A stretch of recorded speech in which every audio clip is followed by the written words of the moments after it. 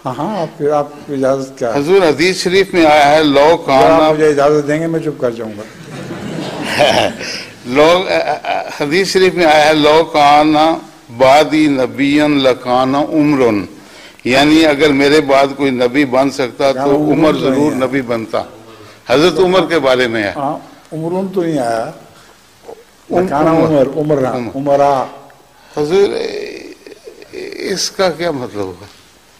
इसका मतलब है कि हजरत उमर के अंदर वो सिफात मौजूद थी जलाली, जो नबूवत का तकाजा करती हैं जी।